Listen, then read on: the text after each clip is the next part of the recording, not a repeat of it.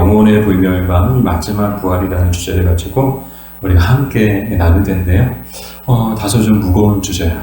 첫 번째 질문이 죽음이란 무엇인가? 여러분, 죽음이란 뭘까요? 일반적으로 죽음이란 끝을 얘기하죠. 생명의 끝을 죽음이라고 이야기를 하죠. 그래서 죽으면 다 끝난다, 모든 게 다 끝난다, 그렇게 우리는 일반적으로 이해하는데, 성경에서 이 죽음이 의미하는 것은 크게 두 가지 의미를 갖고 있어요. 일반적으로는 생명의 끝, 그냥 모든 것의 끝이라고, 인생의 끝이라고 이야기하지만, 성경에서 죽음은 첫 번째로 무엇을 의미하는가 하면 죄의 결과를 의미해요. 왜 죽음이 찾아오게 되었느냐? 바로 이 죄의 결과 때문에 이 죽음이 찾아온 거거든요. 이 하나님께서 먹지 말라고 했던 이 선과 악을 알게 하는 나무의 열매를 먹었잖아요. 먹으면 반드시 죽는다고 하셨는데 어떻게 되었나요? 정말 죽었죠. 죽음이 인간에게 찾아온 거예요. 그래서 이 죽음이란 성경에서 죄의 결과다. 그 죄가 무슨 죄예요? 하나님의 말씀에 불순종한 죄. 그리고 죄는 꼭 사람을 때리고 도둑질하고 물건을 훔치고 그것도 죄죠. 근데 그것만 죄가 아니고 성경에서 말씀하는 죄는 뭔가 하면 하나님의 말씀에 불순종하는 거는 다 죄인 거예요. 하나님의 말씀대로 살지 않았어요? 죄 지은 거예요. 원수도 사랑하라고 했는데 원수를 사랑하지 않았어요? 죄 지은 거예요. 미워하지 말라고 했는데 미워했어요? 죄 지은 거예요. 기도하라고 했는데 기도 안 했어요? 그것도 죄인 거예요. 그래서 이 죽음이란 죄의 결과다. 다른 게 죄가 아니고 하나님의 말씀에 불순종하는 것이 바로 죄의 시작이다. 그로부터 이제 모든 죄가 이제 인류 가운데 또 이 땅에 퍼지게 되었죠. 급속도로 땅이 오염되고 죄로 말미암아 또 인간은 그 죄로 말미암아 살인도 저지르고 도둑질도 저지르고 온갖 끔찍한 죄악들을 저지르게 되었죠. 근데 그 시작이 뭐였어요? 하나님의 말씀에 불순종으로부터 그 모든 죄가 시작됐다는 거예요. 그래서 우리는 사랑 여러분, 우리 믿는 사람들은 늘 하나님의 말씀을 두렵고 떨림으로 여겨야 돼요. 그래서 그 말씀에 늘 순종하고 복종하려고 늘 몸부림쳐야 되는 거예요. 근데 그런 지각이 없이 살아간다는 것은 우리가 죄에 노출되어 있다는 것하고 똑같은 거예요. 코로나가 한창일 때 마스크 쓰고 다녀야 되는 것이 일상화되었죠. 근데 지금은 많이 바뀌었어요. 그래서 거의 안 쓰고 다니는데 병원에 가면 꼭 써야 돼요. 저도 어제 이제 병원에 갔다 왔는데 이렇게 사람들이 다 마스크 쓰고 다니는데 안 쓰면 이상한 거예요. 거기서는 병원 안에서는 다 써야 돼요. 근데 어떤 분들이 그냥 무심코 그냥 병원에 들어오신 거예요. 마스크 안 쓰고. 근데 난리가 난 거예요. 마스크 쓰셔야 된다고. 이게 뭐예요? 이 병원은 아픈 환자들이 많고 그러다 보니까 각종 이제 바이러스들이 많이 있으니까 그곳에서는 마스크를 써야 되는 거예요. 마스크를 안 쓰면 이 바이러스에 쉽게 노출이 되는 것하고 똑같은 거죠. 하나님의 말씀에 우리가 순종하는 삶을 늘 살아야 되는데 그 말씀에 순종하는 그 삶에 대한 지각이 없으면 우리는 마치 마스크를 쓰지 않고 병원, 그 바이러스가 가득한 병원 그 한가운데 들어가 있는 것하고 똑같은 거예요. 두 번째로 이 죽음은 무엇을 의미하는가? 성경에서는 종말을 의미합니다. 우리는 종말하면 지구의 종말이 언제 올까? 저는 지금도 생생하게 기억나요. 2000년 밀레니엄 시대 지구의 종말이 온다. 2000년은 안 올 거다. 그래서 과연 2000년이 올 것이냐? 1999년 12월 30일에 12시를 자정을 향해 갈 때 많은 사람들이 긴장하고 두려워하고 온갖 사이비와 이단들이 창궐하고 근데 우려했던 것과는 달리 2000년 1월 1일 정확하게 왔죠. 아무런 일도 없었어요. 아무런 일도 일어나지 않았어요. 근데 우리는 종말을 마치 이제 먼 미래에 모든 인류에게 지구가 멸망하는 그런 종말을 생각하는데 성경에서 종말은 크게 두 가지의 종말이 있거든요. 이 개인적 종말이 있고 우주적 종말이 있어요. 이 개인적 종말은 뭔가 하면 개인의 죽음. 한 사람의 죽음이 개인적 종말인 거예요.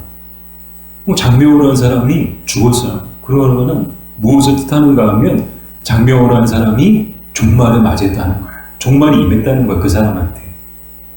그리고 우주적 종말이라는 것은 우리가 익히 이해하고 있는 것처럼 모든 사람들에게 모든 세상 가운데 임하게 된 그런 마지막 그 모습이 이제 종말이죠. 그래서 이 종말, 이 죽음은 무엇을 의미하느냐?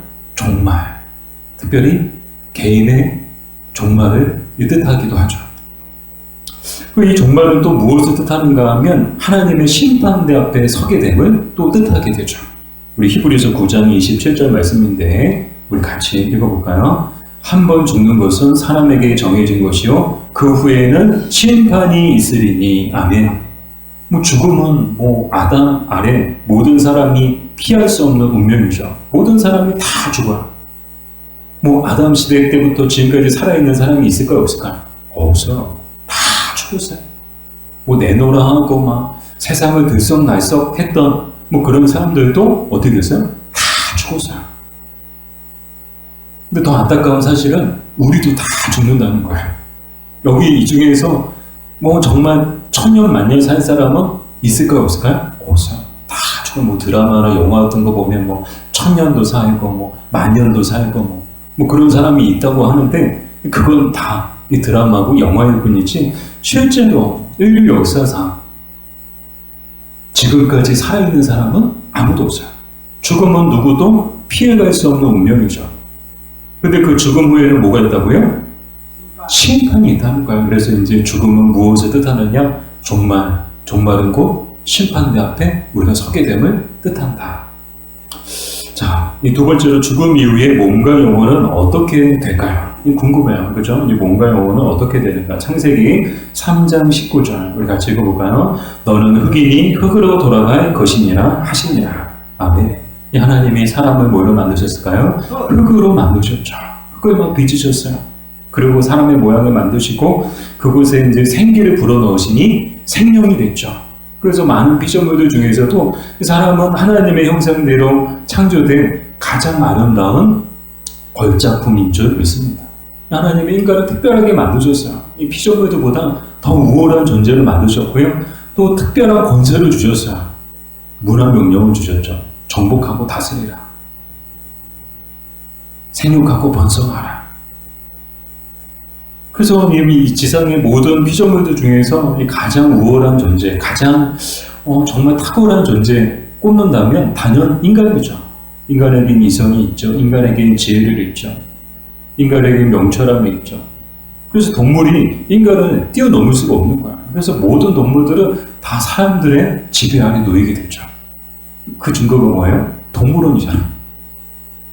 재단 동물들 다 갖다 놓고 인간들이 다스리잖아요.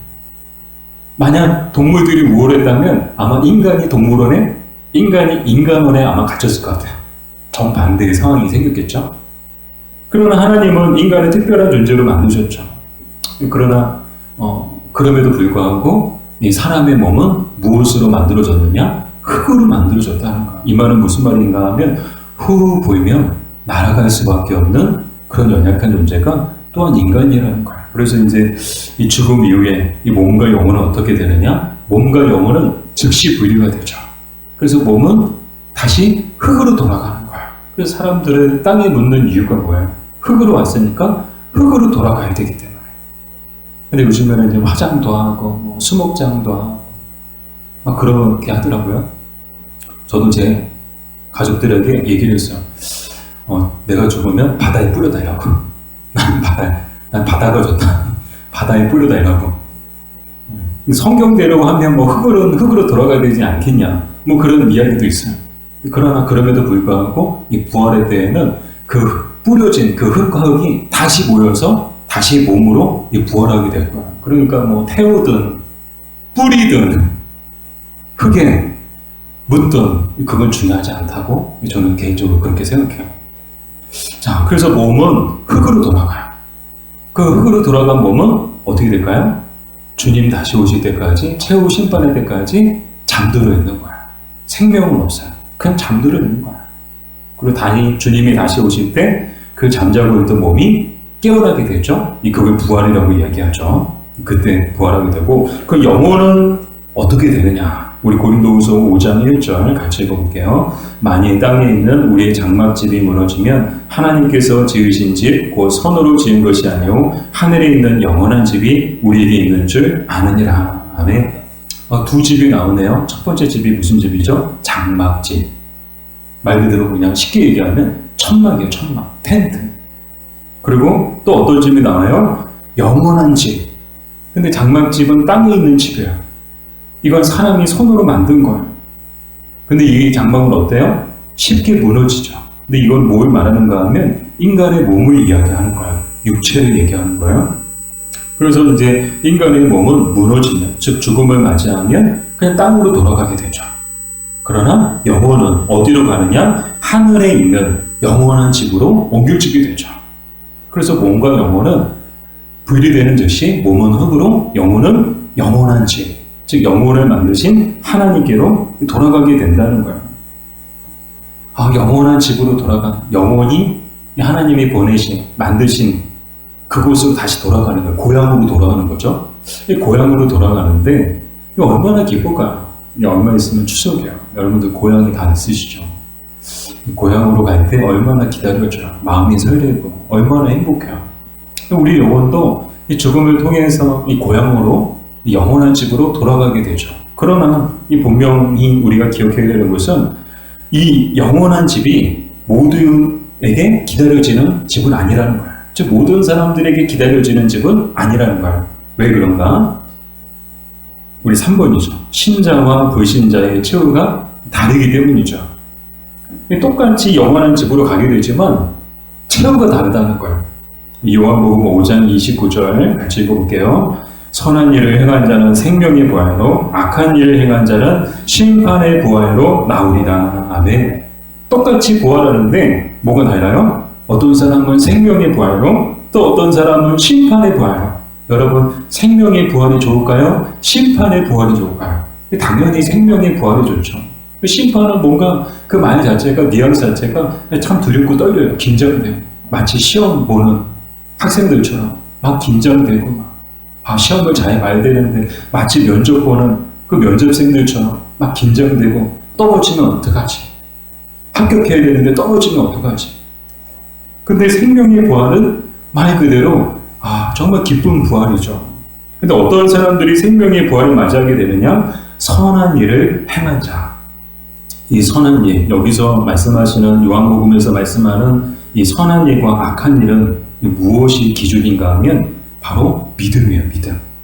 즉 믿음 안에서 행한 모든 일은 선한 일이고, 믿음 없이 행한 모든 일은 다 악한 일인 거예요.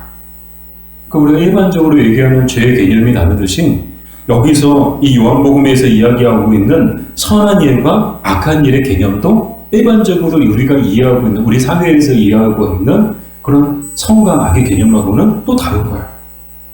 우리는 어떤 기준을 따라서 우리가 이해하고 또 그것을 따라야 될까요? 성경, 하나님의 말씀, 하나님이 말씀하시는 선과 악의 기준에 따라서 우리는 행동해야 하는 줄 믿습니다. 어떤 일에 힘쓴 사람들이 생명의 부활을 맞이하게 되느냐? 이 믿음 안에서 모든 것을, 일할 때도 믿음 안에서, 공부할 때도 일할 때에도, 공부할 때도, 가정에서도, 교회에서도, 어디에서든 모든 일을 할 때 늘 믿음 안에서 행하는 사람들은 어떤 사람들이에요? 선한 일이 힘쓰는 사람들인 거예요. 그러나 믿음 없이 하는 사람들은 본인이 원하든 원하지 않든 그 사람은 지금 어떤 일을 행하고 있느냐? 악한 일을 행하고 있다는 거예요. 이렇게 신자나 불신자나 이 부활의 그 개념이 다 다르죠. 선한 일을 한 사람이나 악한 일을 한 사람이나 이 모두가 다 이 부활을 맞이하게 되지만 어떤 사람은 생명의 부활로, 어떤 사람은 심판의 부활을 맞이하게 된다는 거예요. 그러면 생명의 부활을 맞이하는 신자들은 그들의 마지막은 어떤 모습일까? 이 무엇이 그들을 기다리고 있을까? 디모데후서 4장 8절 말씀이죠. 우리 같이 읽어볼게요. 이제 후로는 나를 위하여 위의 멸관이 예비되었으므로 주곧 의로우신 재판장이 그날에 내게 주실 것이며 내게만 아니라 주의 나타나심을 사모하는 모든 자에게 도니라. 아멘. 자, 무엇이 예비되어 있다고요? 의의 면류관이 예비되어 있대요. 이 의의 면류관은 어떤 것일까요? 면류관이 뭐예요? 이렇게 머리에 쓰는 거잖아요. 예수님께서 쓰신 것은 가시 면류관이에요. 근데 예수님께서 가시 면류관을 쓰심을 통해서 우리가 쓰게 될 면류관은 의의 면류관인 줄 믿습니다. 그래서 신자들, 생명의 부활을 맞이하는 신자들, 그들을 기다리고 있는 것은 의의 면류관이 기다리고 있다는 거예요. 근데 이 의의 면류관이 사람마다 다 똑같느냐? 이 바울은 뭐라고 얘기했는가 하면요, 각자 수고에 따라서 그 면류관이 다르다라고 이야기를 하고 있기도 해요. 그래서 똑같은 의의 면류관이지만 누군가는 정말 이 땅에서 열심히 수고한 자들, 더 많이 수고한 자들, 그들은 더 아마 특별한 면류관을 쓰게 될 것이고, 덜 수고하고 덜 믿음 안에서 살았던 사람들은 아마 덜 특별한 면류관을 쓰게 되지 않을까. 그러니까 더 특별한 면류관을 쓰느냐, 덜 특별한 면류관을 쓰게 되느냐, 그 차이가 있게 되는 거죠. 또 무엇이 이 생명의 부활을 맞이하는 신자들에게 또 기다리고 있느냐? 그들의 모습은 하늘의 별과 같이 영원히 빛나게 될 것을 또한 성경은 말씀하고 있죠. 이 땅에서 정말 선한 일에 힘쓴 사람들, 정말 믿음 안에서 살기 위해서 몸부림치며 살았던 사람들은 천국에서 해같이 영원히, 또 별과 같이 영원히 빛나게 될 줄 믿습니다. 또한 무엇이 기다리고 있는가 하면 그 하나님의 나라에서 영생을 누리며 살게 될 것이다 라는 거예요. 영원한 생명을 누리며 살게 된다는 거예요. 비록 이 땅에서는 우리가 영원히 살 수 없죠. 그러나 하나님 나라에서는 우리가 영원히 살게 된다는 거예요. 이것이 정말 신자들이 맞이하게 될 최후의 모습인데, 바로 저와 여러분의 미래인 줄 믿습니다. 근데 우리가 또 이 디모데후서 4장 8절을 보면서 간과하지 말아야 되는 것이 있는데요. 바로 디모데후서 4장 7절 말씀이에요. 제가 이제 미처 이렇게 여기에 유인물에 이렇게 기록하지는 못했는데 어떤 내용인가 하면 바울의 고백이죠. 선한 싸움을 싸우고 달려갈 길을 마치고 믿음을 지켰으니. 이게 뭐예요? 바울의 고백이에요. 바울이 뭐라고 얘기해요? 선한 싸움을 싸우고 달려갈 길을 마치고 믿음을 지켰으니 나를 위하여 의의 면류관이 예비되었다. 즉, 이 의의 면류관은 누가 쓰게 될 것이냐? 어떤 사람들을 위해서 이 의의 면류관이 예비되어 있느냐? 이 땅의 사는 날 동안에 선한 싸움을 싸우고 달려갈 길을 마치고 믿음을 지킨 사람들, 그들에게 의의 면류관이 예비되어 있다는 거예요. 그들만이 의의 면류관을 쓸 자격이 있다는 거예요. 여러분, 선한 싸움을 싸우고 계신가요? 이 선한 싸움이 뭐예요? 믿음 안에서 살기 위해서, 믿음으로 살기 위해서 막 몸부림치는 게 선한 싸움이거든요. 막 달려가기를 열심히, 정말 이 하나님의 맡겨주신 사명과 또 소명을 감당하기 위해서 열심히 이 신앙의 삶을, 경주의 삶을 살아가고 있는 사람들, 그리고 끝까지 주신 믿음을 지키는 사람들, 그 사람들만이 의의 면류관을 쓸 수 있다는 거예요. 바라기는 정말 이 땅에서 사는 날 동안에 선한 싸움을 싸우고 달려갈 길을 열심히 달려가고, 그래서 그 믿음을 지킴을 통해서 사도 바울이 썼던 의의 면류관을 여러분도 쓰게 되시기를 바랍니다. 자, 반면 심판의 부활을 맞는 불신자들은 그들을 기다리고 있는 것은 무엇인가? 우리 마태복음 22장 13절 우리 같이 읽어볼까요? 임금이 사원들에게 말하되 그 손발을 묶어 바깥 어두운 데 내던지라. 거기서 슬피 울며 이를 갈게 되리라 하니라. 아멘. 이 불신자들도 부활을 하게 되죠. 이 악한 일을 행한 자들도 부활해요. 모든 인간이 다 부활해요. 예수님 다시 오시면, 예수님 재림할 때 다 부활해요. 악한 사람이나 악인이나 선인이나 다 부활해요. 근데 선을 행한 사람들의 부활은 영광스러운 부활이죠. 의의 면류관을 쓰게 되죠. 천국에서 해같이 빛나게 되죠. 반면 심판의 부활을 맞는 불신자들은 그들의 최후가 어떤가? 오늘 마태복음 22장이 우리에게 가르쳐주고 있죠. 손발을 묶어서 바깥 어두운 데 내던지라. 이게 뭐예요? 영원한 집에서 쫓겨나가는 거야. 이 하나님이 계시고 또 하나님이 보좌에 앉으신 그 영원한 집에서 쫓겨나게 되는 거야. 그 어디로 쫓겨나게 되느냐? 성경에 보면 최후 형벌의 장소죠. 최후 형벌의 장소에 들어가서 영원토록 형벌을 당해야 되는 거야. 그 영원토록 형벌을 당하는 그 모습은 얼마나 고통스러운가 하면 죽고 싶어도 죽을 수가 없는 거야. 너무 아프고 너무 괴로운데 죽고 싶어도 죽을 수가 없는 거야. 소망이 없는 거죠. 괴로움이 가득한 거, 죽고 싶어도 죽을 수 없는 거.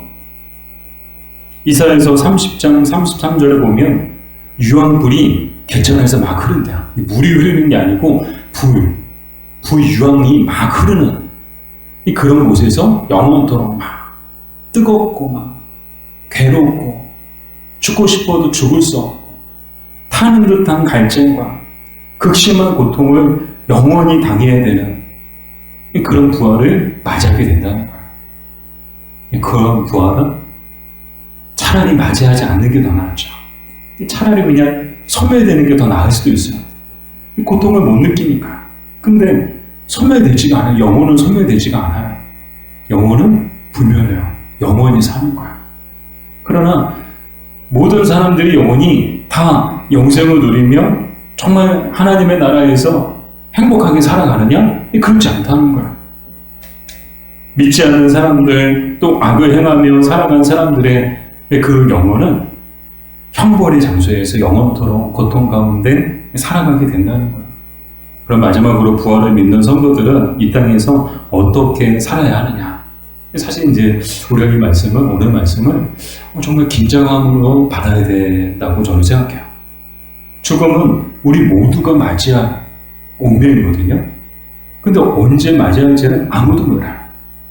태어나는 날짜는 임신했네? 임신 몇 전에? 그러면 출산 예정일이 언제네? 언제 태어날지 가늠이 돼요. 그렇잖아요. 가늠이 되잖아요. 근데 죽음의 날짜는 아무도 몰라요. 언제 죽을지 아무도 몰라요. 여러분은 여러분 죽을 날짜를 알고 계세요? 저도 몰라요. 언제 죽을지 몰라요. 제가 1년 뒤에 죽을지, 10년 뒤에 죽을지, 20년 뒤에 죽을지 몰라요, 저는. 근데 분명한 것은 언젠가는 죽음을 맞이할 수 있다는 거죠. 이 죽음은 뭐예요? 끝이라고 말씀을 드렸잖아요. 더 이상 이 땅에서는 기회가 있어요. 살아있다는 거는 기회가 우리에게 주어졌다는 거야. 어떤 기회요? 선을 행할 수 있는 기회, 믿음 안에서 살 수 있는 기회, 더 특별한 의의 면류관을 쓸 수 있는 기회가 우리에게 주어졌다는 거예요. 그러니까 이 기회를 어떻게 돼요? 그냥 흘려보내면 안 되는 거죠. 잡아야 되는 거죠. 그래서 부활을 믿는 성도들은 어떻게 살아야 되는가? 빌립보서 3장 14절 같이 읽겠습니다. 표대를 향하여 그리스도 예수 안에서 하나님이 위에서 부르신 부름의 상을 위하여 달려가노라. 아멘. 이 표대가 뭔가 하면 바로 디모데후서 4장 8절에 나왔던 의의 면류관을 이야기하는 거예요. 표대는 다른 말로 목표를 이야기하거든요. 우리 신자들, 부활을 믿는 성도들의 목표가 뭐예요? 이 땅에서의 목표가 뭘까요? 바로 의의 면류관 이어야 하는 줄 믿습니다. 막 돈 많이 벌고 잘 먹고 잘 살고 좋은 집에 살고 좋은 차 타고 다니고 좋은 옷 입고 다니고 부와 명예를 누리고 권세를 누리고 이것이 부활을 믿는 성도들의 목표가 되어서는 안 되죠. 부활을 믿는 성도들의 유일한 목표는 정말 열심히 이 땅에서 선한 싸움을 싸우고 달려갈 길을 열심히 달려가고 믿음을 지킴을 통해서 정말 하나님 앞에 갔을 때 영원한 집에 갔을 때 의의 면류관을 쓰는 것, 더 특별한 의의 면류관을 쓰는 것, 더 큰 상급을 받는 것, 그것이 우리 믿는 사람들의 유일한 삶의 목표가 되어야 하는 줄 믿습니다. 그래서 이 표대를 향하여 그리스도 예수 안에서 하나님이 위에서 부르신 부름의 상을 위하여 달려가노라. 이 고백이 저와 여러분의 고백이 되기를 바랍니다. 그러면 이 부활을 믿는 성도들은 어떻게 살아야 되느냐? 한마디로 저는 이렇게 정의할 수 있을 것 같아요. 부활을 믿는 성도들은 어떤 사람들이 되어야 하는가 하면 땅에서 하늘을 사는 사람들이 되어야 한다라는 거예요. 땅에서 하늘을 사는 사람들이 성도들이 되어야 된다는 거예요. 우리 믿는 사람들은 어떤 사람들이냐? 땅에서 하늘을 사는 사람들이에요. 왜요? 우리는 두 세계를 살고 있거든요. 두 나라에 살고 있거든요. 이 대한민국이라는 이 나라에서 또 이 땅에서 살지만 또한 하나님의 나라에 시민권을 가진 사람들로서 또 하나님 나라에 우리는 살고 있거든요. 그러니까 우리는 두 개의 나라에 살고 있는 거야. 우리 찰스 디킨스의 두 도시라는 책도 있었는데 사실 우리 믿는 사람들도 두 도시에 살고 있는 것 같아요. 이 화성이라는 이 도시에 또 살고 있지만 또한 그냥 저 천성 예루살렘이라는 그 도시에 이 하나님 나라에 있는 그 예루살렘 성이라는 그 도시에 또 우리는 살고 있죠. 그러니까 우리는 이 국적도 두 개, 시민권도 두 개. 그러나 우리의 분명한 정체성은 무엇인가 하면 우리는 하나님 나라의 시민이라는 거예요. 우리의 시민권은 하나님 나라에 있다는 거예요. 이 땅에서는 그냥 잠시 머무는 나그네들이라는 거예요. 그래서 우리는 세상을 너무 등져서도 안 되고 세상과 너무 짝해서도 안 되고 적당한 그 균형을 유지하면서 정말 이 세상의 빛과 소금으로 살고 또 복음의 증인으로 살아야 하는 줄 믿습니다. 이것이 정말 이 땅에서 부활을 믿는 성도들의 삶의 모습이어야 된다는 거예요. 또 이렇게 땅에서 하늘을 사는 사람들만이 하나님 부르실 때 그 하나님 앞에 갔을 때 의의 면류관을 쓰게 될 줄 믿습니다.